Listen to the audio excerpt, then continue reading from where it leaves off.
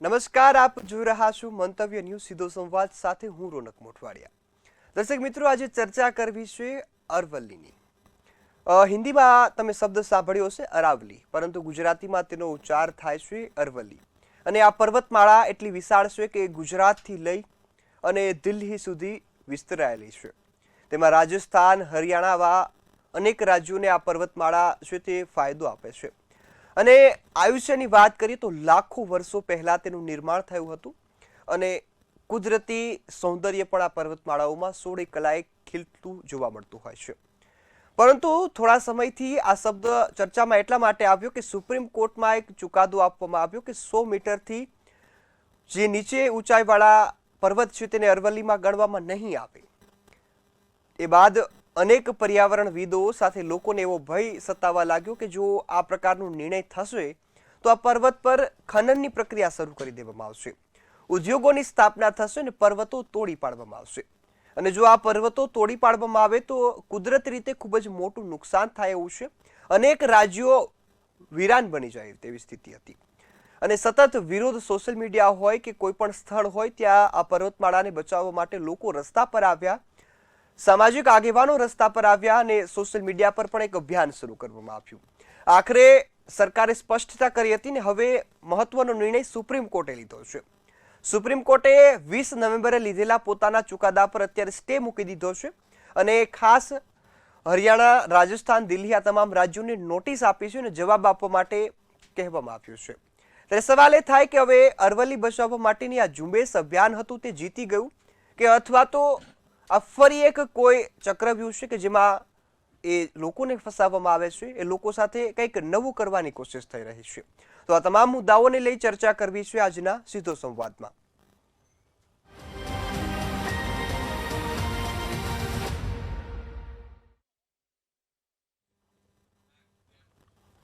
તો દર્શક મિત્રો, અરવલ્લી આ પર્વતમાળા પાણી માટે ખૂબ ઉપયોગી છે. અનેક નદીઓનું ત્યાંથી નિર્માણ થાય છે અને નદીઓ વહે છે.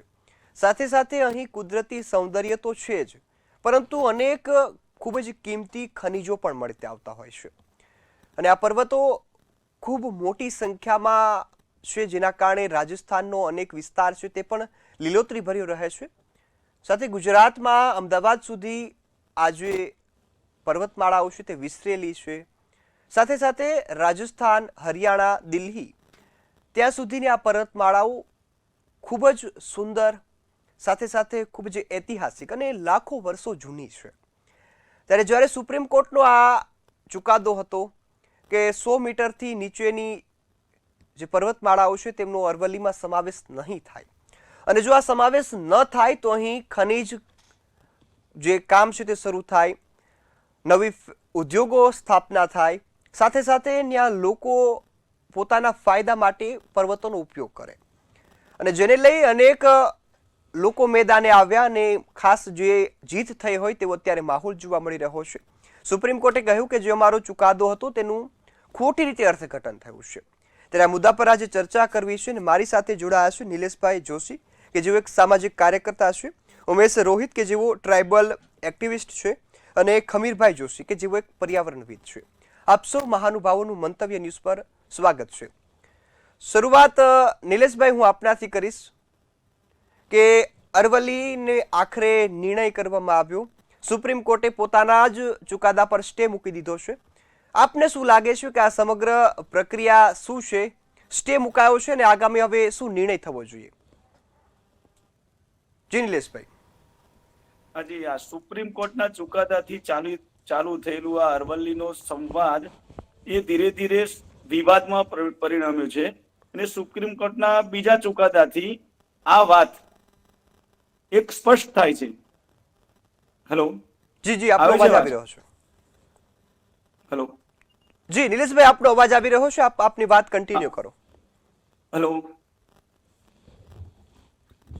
હેલો જી, આપનો અવાજ આવે છે નિલેશભાઈ. હા, તો સુપ્રીમ કોર્ટના ચુકાદાથી તો સ્પષ્ટ થાય છે કે આ ચુકાદો જે આપ્યો હતો, અને સુપ્રીમ કોર્ટે જ્યારે કેન્દ્ર અને 4 રાજ્યોને નોટિસ આપી, અને આ એક અત્યંત ગંભીર બાબત કહેવાય કે એમને પોતાને પણ લાગ્યું છે કે આ પર્યાવરણ સાથે માનવ જીવન સાથે અને કોઈ પણ જીવો સાથે આ એક સીધી જ અસર થાય એવી આ વાત હતી અને એના માટે ફરીથી કમિટી બનાવવાની વાત થઈ છે અને એમાં જો સુપ્રીમ કોર્ટના સીધા માર્ગદર્શન હેઠળ જો આ કમિટી બને એમાં પર્યાવરણવિદો, વૈજ્ઞાનિકો અને જે તે વિષયના નિષ્ણાંતો અને લોકલ એવા લોકો જે જોડાયેલા છે એમાંના વ્યક્તિઓ લઈ અને જમીન પરની સાચી હકીકત રજૂ કરવામાં આવે તો માનવ જીવનને અને અરવલ્લીને બહુ જ ફાયદો થાય એવું છે. જી બિલકુલ. ખમીરભાઈ, હું આપની આપનો અવાજ પાસે નથી આવતો. કબીરભાઈ, હું આપની પાસે આવીશ. ખાસ વાત અરવલ્લીની હોય કે શરૂ થયેલો વિવાદ હવે અંત સુધી પહોંચી ગયો છે એવું લોકોનું કહેવું છે, પરંતુ આપ કઈ રીતે જોઈ રહ્યા છો? કારણ કે આપણો વારસો ગણી શકાય એવી અરવલ્લીની જે તૂટવાની વાત થતી હોય તો લોકોને દુઃખ થાય, સ્વાભાવિક છે. જરૂર રોનકભાઈ, જે તમે કીધું કે દુઃખ થાય તે વાત બહુ સ્વાભાવિક છે, કારણ કે અરવલ્લી એ માત્ર આપણા હિન્દુ સમાજ માટે એક પર્વત શૃંખલા જ નથી, પણ ત્યાં અનેક ધાર્મિક સ્થાનો છે, ખૂબ પર્યાવરણની દ્રષ્ટિએ મહત્વનું છે, 4 ટાઈગર રિઝર્વ છે, 20થી વધારે વન્યજીવ અભયારણ્ય છે, અનેક નદીઓનું ઉદ્ગમ સ્થાન છે. આપણે પર્વતમાં દેવતા અને નદીઓમાં માતા માનીએ છીએ, અને જો આપણા મગજમાં એવો કોઈ ભ્રમ આવે કે આ પર્વત શૃંખલાને કે આ પ્રાકૃતિક સંપદાને નુકસાન થઈ રહ્યું છે, તો એક પ્રકૃતિ પ્રેમી તરીકે અને એક સમાજના નાગરિક તરીકે આપણે સ્વાભાવિક રીતને એની વિરોધમાં જોડાઈ જતા હોઈએ છીએ. પણ સુપ્રીમ કોર્ટનો જે આજનો ચુકાદો છે એ ચુકાદામાં આજના નિર્ણયમાં એમણે એવું કીધું છે કે જે ભ્રમ ફેલાયો છે તે ભ્રમને પણ દૂર કરવો જરૂરી છે એમના જે વર્ડિક્ટ છે એના સંદર્ભમાં. એટલે જે કાયદાના શબ્દોનું મિસઇન્ટરપ્રિટેશન કરીને સમાજને કહેવામાં આવ્યું છે કે આખું અરવલ્લી નાશ થઈ જશે, જંગલોનું નિકંદન નીકળી જશે, વન્યજીવન પર દુષ્પ્રભાવ પડશે, તેવું આમાં હતું નહીં.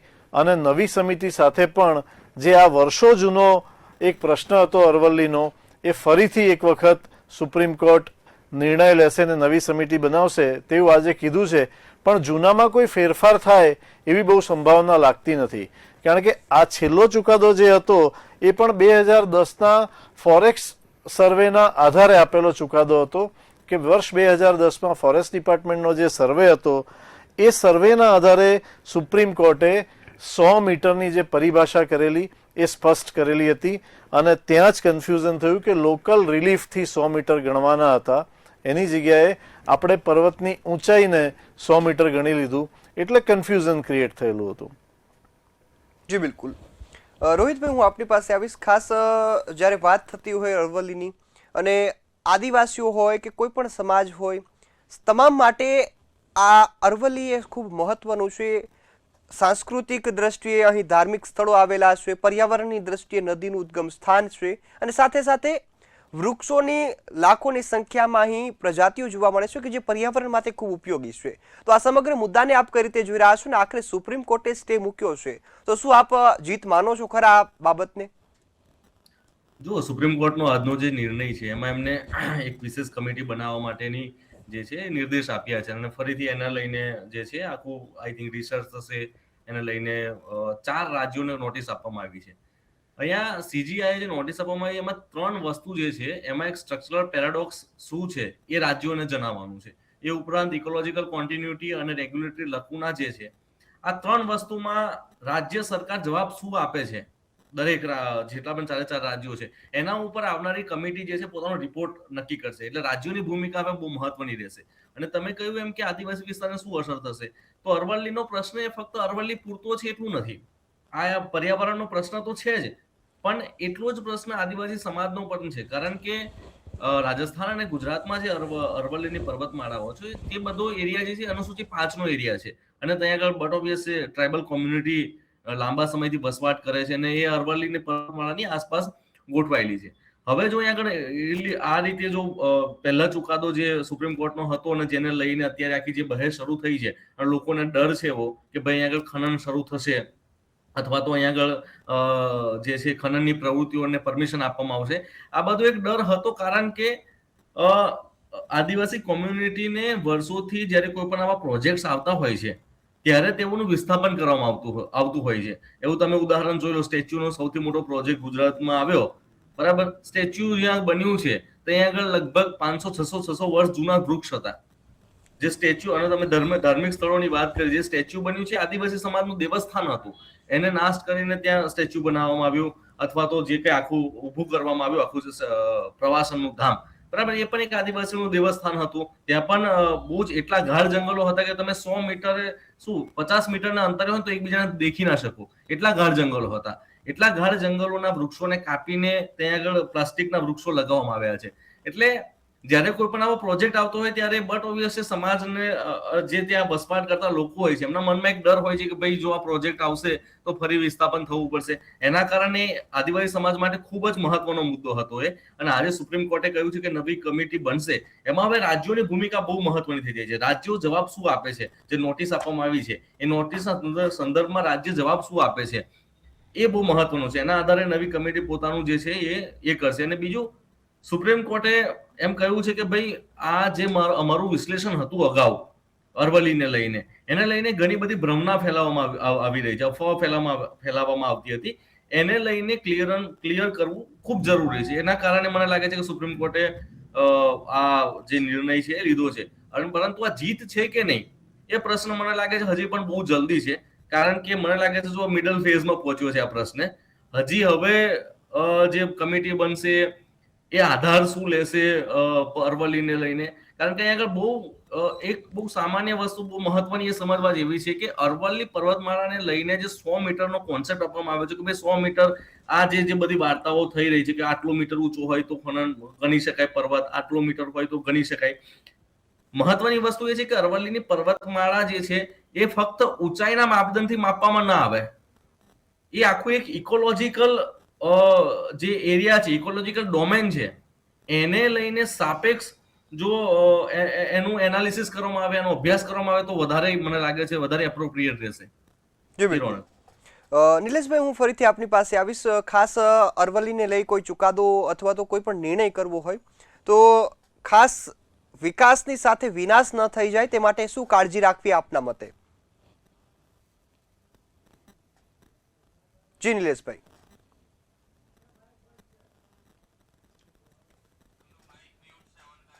જી નિલેશભાઈ, આપનું માઇક મ્યુટ થઈ ગયું છે તો એને ઓન કરીને આપનો અવાજ આવશે સ્પષ્ટ.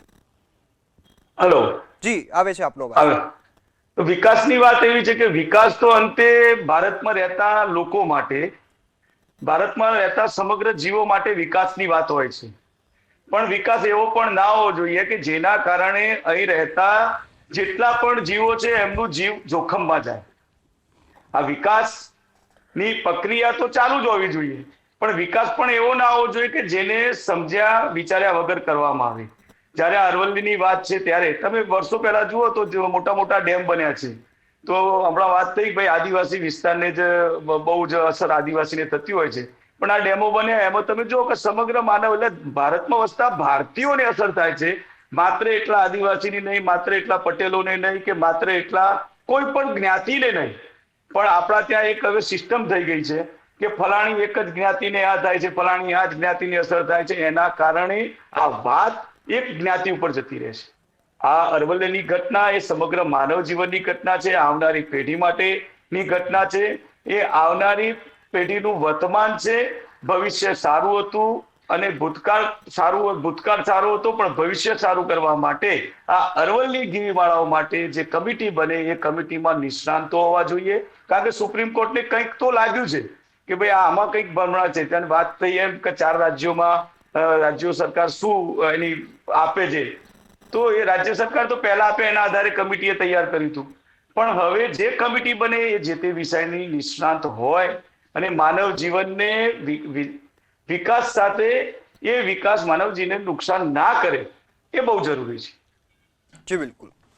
ખમીરભાઈ, હું આપની પાસે આવીશ. ખાસ આપ પર્યાવરણવિદ છો એટલે આ મુદ્દાને આપ વધુ સમજશો કે અરવલ્લીને અત્યારે જે પ્રકારે માપણીની એક દોરીમાં ઊભી રાખી દેવામાં આવી છે, કેટલી યોગ્ય? અરવલ્લીની જે માપણી કરી છે એ કોઈ સુપ્રીમ કોર્ટનો પોતાનો મનગણત નિર્ણય નથી. વર્તમાનમાં બી જે 100 મીટરનો માપદંડ આવેલો તે નિષ્ણાતો દ્વારા રેકમેન્ડ કરવામાં આવેલું હતું. ફોરેસ્ટ સર્વે ઓફ ઇન્ડિયાએ 2010માં આ રિપોર્ટ આપેલો હતો કે આ પ્રકારે અરવલ્લીની પર્વતમાળાને માપવી જોઈએ. એક તો કે ઊંચાઈ અને બીજી છે કે પહોળાઈ. ઊંચાઈ એટલે લોકલ રિલીફ, તળેટીમાં સૌથી નીચો જે ભાગ છે ત્યાંથી માપવાનું ચાલુ કરવાનું ને 100 મીટર ઉપર સુધી જવાનું. આપને કેટલાક ડેટાના માધ્યમથી જણાવવા માંગીશ કે છેલ્લા 35 વર્ષમાં જે 8% અરવલ્લી ગિરિમાળાનો ભાગ ખોદકામ કરીને ખનન કરવામાં આવેલો છે એ ભાગ 400 મીટરથી વધારે ઊંચા પર્વતોને પણ ખોદી નાખેલા છે. હવે આ નવા નિયમ આધારે તળેટીની નીચામાં નીચી સપાટીથી એટલે કે જે સમુદ્ર તળથી પણ નીચે હોઈ શકે છે ત્યાંથી 100 મીટરની ઊંચાઈ માપવાની એવી એક પહેલી ઊંચાઈનો માપદંડ હતો. અને બીજું બે પર્વતમાળાની વચ્ચે બે પર્વતોની વચ્ચેનો ભાગ જે 500 મીટર છે એનું માપદંડ આપેલું હતું. એટલે કે ગિરિમાળા એક હરોળ હોય તો એમાં બે પર્વત વચ્ચે જો 500 મીટરનું અંતર હોય તેને પણ અરવલ્લીમાં સમાવી લેવામાં આવી હતી આ સુપ્રીમ કોર્ટના ચુકાદાના આધારે. આ પહેલા શું સ્થિતિ હતી તે જાણવી પણ જરૂરી છે કે આપણે જો બચાવવા માંગીએ છીએ તો નવો નિયમ આ છે, પણ જૂના નિયમો શું હતા? તો 4 રાજ્યોમાં ફેલાયેલી આ અરવલ્લી 1985 થી સુપ્રીમ કોર્ટમાં કેસ લાગેલો હતો કે આનું તમે માપદંડ નક્કી કરો કે કેને અરવલ્લીનો પર્વત ગણવો ને કેને ના ગણવો. તો આ 85 થી પડતર પ્રશ્ન 2025માં સુપ્રીમ કોર્ટે ગાઈડલાઈન આપી. એ પણ વિદ્વાનો દ્વારા ને forest survey ministry of environment forest દ્વારા આપેલી હતી. પણ આના પહેલા રાજસ્થાન, ગુજરાત, હરિયાણા અને દિલ્હી આ 3 રાજ્યના પોતાના નિયમો ચાલતા હતા. 29 જિલ્લાઓ એની અંદર હતા. આ બધામાં કઈ રીતના ખનનના પરવાના નીકળતા હતા એ દરેક રાજ્ય પોતાની રીતે નક્કી કરતું હતું. હવે આ સુપ્રીમ કોર્ટના ઇન્ટરવેન્શનને કારણે એક નિયમ બનશે અને પાવાગઢ ગુજરાતથી લઈને રાયસેના દિલ્હી સુધી રાજસ્થાન હરિયાણાનો બધો જ ભાગ એ અરવલ્લીની ગિરિમાળા તરીકે ઓળખાશે. એક એને આઈડેન્ટિટી મળી છે. હજારો લાખો વર્ષો જૂની આ ગિરિમાળા છે. કોઈ સરકાર કે કોઈ નિયમ એનું અસ્તિત્વ મિટાઈ શકે તેમ નથી, પણ એક પરિભાષા નક્કી કરવી જરૂરી હતી. જી બિલકુલ. રોહિતભાઈ, હું ફરીથી આપની પાસે આવીશ. આપ આ વિસ્તારને વધુ ઓળખો છો એટલા માટે હું આપને પૂછીશ કે લોકો તો ખાસ અરવલ્લીને બચાવવા માટે તે રસ્તા પર ઉતરી ગયા છે. સોશિયલ મીડિયા પર અનેક લોકો આગળ આવ્યા છે ને એક અભિયાન શરૂ કર્યું અને સુપ્રીમ કોર્ટે આખરે સ્ટે તો મૂકી દીધો છે. પરંતુ આપ શું માનો છો કે અરવલ્લીની માપણી કઈ રીતે થવી જોઈએ જેના કારણે પર્યાવરણની દ્રષ્ટિએ આપણે કોઈ નુકસાન ન થાય ને ખાસ લોકોની લાગણી ન દુભાય? જો અત્યારે તો ખમીરભાઈએ જે વાત કરી એ બહુ સરસ વાત કરી. એમને કહ્યું કે જે અગાઉની જે પરિસ્થિતિ હતી અને એને લઈને અભ્યાસ બહુ જરૂરી છે. ને અત્યારે હવે સુપ્રીમ કોર્ટે કમિટી બનાવી છે તો બટ હવે એમાં નિષ્ણાંતોની જે નિમણૂક કરવામાં આવશે અને એ જે છે નક્કી કરશે કે કેવી રીતે આની માપણી કરવી અને શું કરવું અથવા તો એને લઈને શું નિયમો બનાવવા. મેં કહ્યું એમ કે સ્ટેટની ભૂમિકા હવે બહુ મહત્વની થઈ જાય છે કે સ્ટેટ શું જવાબ આપે છે સેન્ટરને. બહુ સારી વાત એ થઈ છે જેમ ખમીરભાઈએ કહ્યું એમ કે ભાઈ અત્યાર સુધીમાં અલગ અલગ સ્ટેટના પોતપોતાના નિયમો ચાલતા હતા, પરંતુ સુપ્રીમ કોર્ટના ઇન્ટરવેન્શનના કારણે કદાચ એક નિયમ બને. અને બીજું, ખનનની પ્રવૃત્તિઓના જે કંઈ બી સર્વે થયા છે અથવા તો જે કંઈ પણ ડેટા અવેલેબલ છે, જેટલી પરવાનગી હોય છે એનાથી વધારે ખનન થતું હોય છે, ગેરકાયદે ખનન થતું હોય છે. એ એવા દાખલાઓ મતલબ તમે કોઈ પણ જગ્યાએ નજર કરતો જોઈ શકાય છે. કોઈ પણ નદીમાં રેતી ખનનની જે પણ પરવાનગીઓ આપવામાં આવે છે એના કરતા વધુ જ ખનન થતું હોય છે. ધારો કે ઓરસંગ નદી છે, ઓરસંગ નદીનું ખનન એટલું હદે થયું છેલ્લા 20-25 વર્ષમાં કે આસપાસના ગામડાઓમાં હવે દર વર્ષે ત્યાં આગળ પૂર આવે છે. એને કોઈ નિયમ નથી જળવાતો પછી. એટલે એના કારણે જો અહીંયા પણ ખનનની પ્રવૃત્તિઓ પરવાનગી આપવામાં આવે તો બટ હવે લોકોમાં નારાજગી તો જોવા મળશે જ. એમના અસ્તિત્વ પર પણ સવાલ ઉભો થશે. અને એ જે ખનનની પ્રવૃત્તિ આપવામાં આવે તો બટ હવે કે એમાં ઇમ્પ્લિમેન્ટેશન છે એમાં ઘણા બધા લૂપહોલ્સ દર જગ્યાએ જોવા મળતા હોય છે. અને આવા લૂપહોલ્સ જો અહીંયા આગળ પણ જોવા મળે તો આવનારા સમયમાં એક મોટી મુસીબત આવી શકે છે, મને એવું લાગે છે. જી બિલકુલ. અને સાથે જી ગમીરભાઈ, હું આપણી પાસે આવીશ. આપ આ મુદ્દા પર વધુ કોઈ ચડાવટ કરવા માંગતા હોય? જી ગમીરભાઈ. હા, તો જે આપણને આપણા મિત્રએ કીધું કે ભાઈ ખનનની કોઈ પાછળથી ધ્યાન રાખવામાં આવતું નથી. ઉમેશભાઈએ આપણને કીધું કે ભાઈ ખોદકામ થઈ ગયા પછી નદીની આસપાસના વિસ્તારનું, તો આ જે ચુકાદો છે સુપ્રીમ કોર્ટનો એમાં સસ્ટેનેબલ માઇનિંગની પણ ડિઝાઇન કરવાનો આદેશ આપવામાં આવેલો છે. એટલે કે તમે જો જરૂરિયાતની વસ્તુ છે જ્યાં માઇનિંગ અલાઉડ છે એટલા વિસ્તાર પૂરતી પણ જો ખોદકામ કરો છો તો ખોદકામ કર્યા બાદ એનાથી પર્યાવરણ પર કોઈ દુષ્પ્રભાવ ના પડે તેવી વ્યવસ્થા ઊભી કરવાની જવાબદારી પણ તે ખનન કરનાર સંસ્થાની આવશે અને જે તે જિલ્લાના કલેક્ટરે તેની ધ્યાન રાખવું પડશે. આપણે ભૂતકાળમાં જોયું છે ઘણા બધા વન વિસ્તારોની આસપાસ આવી માઇન્સ હોય છે ને એમાં ટાઈગર જેવા શેડ્યુલ એનિમલ્સ ફસાઈ જાય છે અને એમનું અકાળે મૃત્યુ થઈ જાય છે આકસ્મિક. તો આ બધી ચિંતા પણ આ નવા ડ્રાફ્ટમાં કરવામાં આવેલી છે. તે ઉપરાંત એક બફર ઝોન બનાવવામાં આવ્યો છે કે અરવલ્લી અને અરવલ્લીની આસપાસ રહેતા રહેણાંક વિસ્તારોમાં પણ એન્ક્રોચમેન્ટ ના થાય તેના માટે પ્લાન્ટેશન કરીને ગ્રીન બફર ઝોન બનાવવામાં આવેલો છે.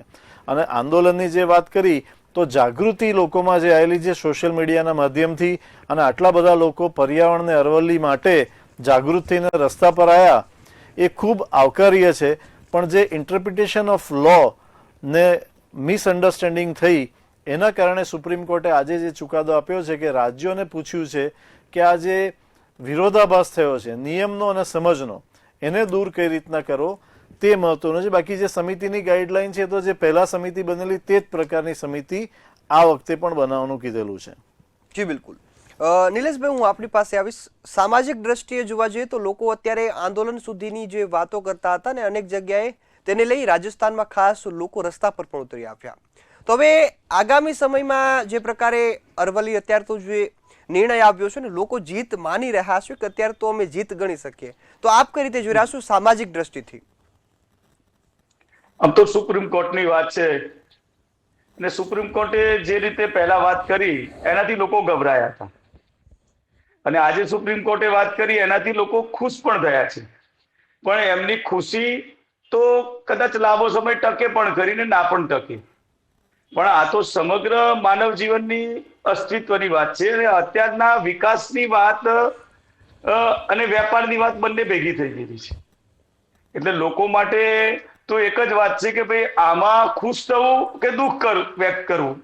કારણ કે અત્યારે લોકોના આંદોલન સંવાદની વાત અત્યારે વિવાદમાં પડી છે.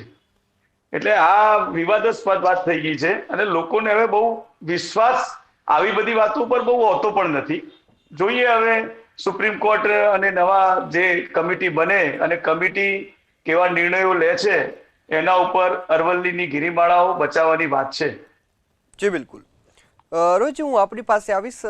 મારે ખાસ આપણી પાસેથી એ જાણવું છે કે અત્યારે તો સ્ટે મુકાયો છે, લોકોમાં જીતની એક ખુશી છે અને નવી સમિતિ બનાવવાના છે, પરંતુ હું આપને એ પૂછીશ કે અરવલ્લીની માપણી કઈ રીતે થવી જોઈએ? કારણ કે સુપ્રીમ કોર્ટનો જે આદેશ હતો કે 100 મીટર, તો લોકો એવું સમજી લીધું કે એ જે જમીની સ્તરથી 100 મીટર ઉપર તો ઘણા એવા પર્વતો છે અને હજારોની સંખ્યામાં અરવલ્લીના પણ એટલા શિખરો છે કે જે આમાં સમાવેશ નથી થતા, અને જેને કારણે જે આ વિરોધાભાસ જોવા મળ્યો હતો, લોકોએ ખાસ વિરોધ કર્યો હતો.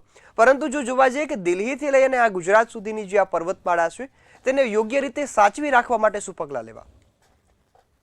એટલે ખમીરભાઈએ જેમ કહ્યું એમ કે જે રિપોર્ટ બન્યો હતો એને લઈને નવી કમિટી જે છે એ વિશ્લેષણ કરશે. એટલે કેવી રીતે એની માપણી કરવી એ તો સરકાર જે છે અથવા તો જે કઈ આને લઈને લગતી સંબંધિત સંસ્થાઓ છે નક્કી કરશે કે શું માપણી કઈ રીતે કરવી, પર્વતને આઈડેન્ટિફાઈ કેવી રીતે કરવો, એ સરકારની કમિટી દ્વારા નક્કી કરવામાં આવશે. ખમીરભાઈ એક એ વાત પણ કરી કે ભાઈ ઇમ્પ્લિમેન્ટેશનમાં પ્રશ્નો આવે છે. ઇમ્પ્લિમેન્ટેશન માટે પણ એક ગાઈડલાઈન સુપ્રીમ કોર્ટ દ્વારા બનાવવામાં આવી છે. પરંતુ અહીંયા પ્રશ્ન એ આવે છે કે ગુજરાતમાં ધારો કે કેમ્પાનું ફંડ છે, ધારો કે કેમ્પા એટલે કોઈ એક કંપની બને છે, બરાબર, એ કંપની જે છે એ કાર્બન કેટલું પ્રોડ્યુસ કરે છે એના આધારે એને એફોરેસ્ટેશન કરવું પડતું હોય છે. ગુજરાતમાં કેમ્પાને લઈને જે આખી કેમ્પા ફંડ બન્યું છે એમાં ગયા વર્ષે લગભગ 2360 કરોડ રૂપિયા જેટલો રકમ ખર્ચ કરવામાં આવી, પરંતુ ગુજરાતના વન વિસ્તારમાં કોઈ મોટો ચેન્જીસ થયો નથી, બરાબર. તાપી જિલ્લાની ખાલી વાત કરું તો તાપી જિલ્લામાં 9 થી 10 કરોડ રૂપિયા ખર્ચ કરીને જે વૃક્ષો રોપવામાં આવ્યા હતા એ વૃક્ષોની હાલત ઓલમોસ્ટ ખતમ થઈ ગઈ છે. તો અહીંયા આગળ જે પોલ્યુશન મતલબ કંપની જ્યારે બનતી હોય છે, જ્યારે વિકાસ કરવા માટે જે કંઈ પણ કંપનીનું નિર્માણ થતું હોય છે અથવા તો જે કંઈ યુનિટ સ્થપાતા હોય છે એમનાથી જે પોલ્યુશન ફેલાય છે એને મેનેજ કરવા માટે એનામાં સંતુલન જાળવવા માટે જ કેમ્પા બનાવવામાં આવ્યું હતું ને એના કારણે એ ફોરેસ્ટેશન કરવાનું, એટલે કે એટલા વૃક્ષો વાવવાના હોય છે, પરંતુ એનું ઇમ્પ્લિમેન્ટેશન ગુજરાતમાં સરખું નથી થતું. એના કારણે પ્રશ્ન ઉભો થાય છે. એટલે ઇનકેસ જો ખનનને મંજૂરી મળે ત્યાર પછી એનું ઇમ્પ્લિમેન્ટેશન કરવું ખૂબ જ અઘરું હોય છે, કારણ કે નિયમોનું પાલન નથી થતું હોતું. એ ઉપરાંત જે તે અધિકારીઓ અને જે તે વિસ્તારના જે અધિકારીઓની ઈચ્છા શક્તિ કેટલી હોય છે એ બધા એક નૈતિક પ્રશ્નો છે.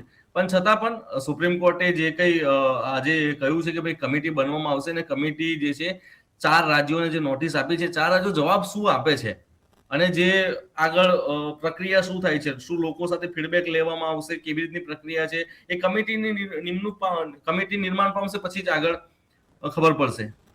જી બિલકુલ. કબીરભાઈ, હું આપની પાસે આવીશ. જે પ્રકારે હાલ આપણે વાત કરી રહ્યા છીએ કે ખર્ચા કરોડોના થાય છે, વિકાસની મોટી મોટી વાતો થાય છે, પરંતુ ઇમ્પ્લિમેન્ટેશન એટલે કે એનો જમીની સ્તરે તેનું અમલીવારી નથી થતી. એટલે કે ખર્ચા કરવામાં આવે છે, લોકો સુધી એ ખર્ચ પહોંચાડવામાં પણ આવે છે, પરંતુ વચ્ચેથી જે એનું સંચાલન થવું જોઈએ, જાળવણી થવી જોઈએ, એ નથી થતી, જેના કારણે જંગલ વિસ્તાર દરરોજ ને દરરોજ નબળો પડી રહ્યો છે.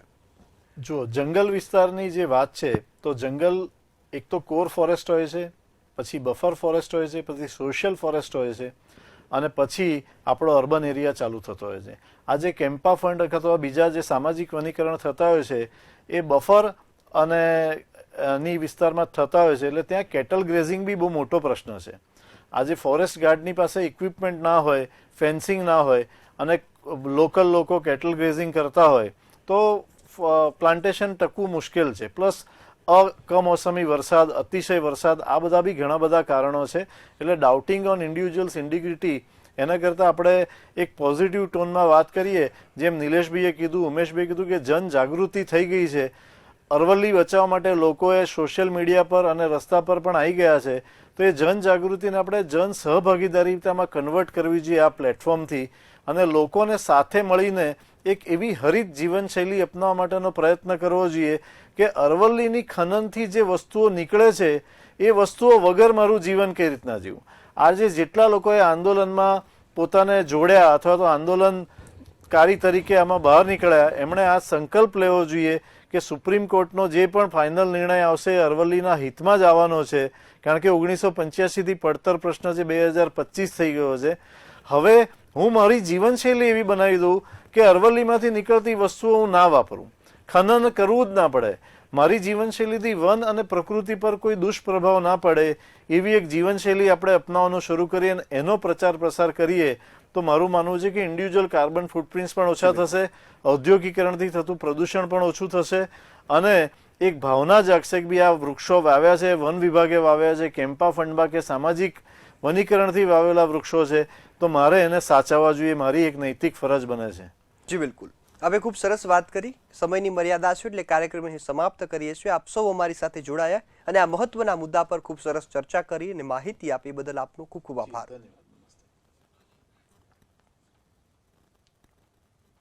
ત્યારે હાલ અરવલ્લીને લઈ સુઓ મોટો સુપ્રીમ કોર્ટના દરવાજા સુધી પહોંચ્યો અને ચુકાદા પર સ્ટે તો આવ્યો. અને જે રીતે નિષ્ણાતો જણાવી રહ્યા છે કે આગામી સમયમાં જે પણ થશે એ અરવલ્લી માટે સારા માટે થશે. આશા છે કે આગામી સમયમાં પણ જે આશા છે તે જળવાઈ રહેશે અને અરવલ્લીને બચાવવાની જે લોકોની મહેનત છે, અભિયાન છે, તે સફળ રહેશે. તો હાલના મુદ્દામાં ફક્ત આટલું જ. ફરી મળીશું નવા મુદ્દા સાથે. ત્યાં સુધી મને રજા આપશો. નમસ્કાર.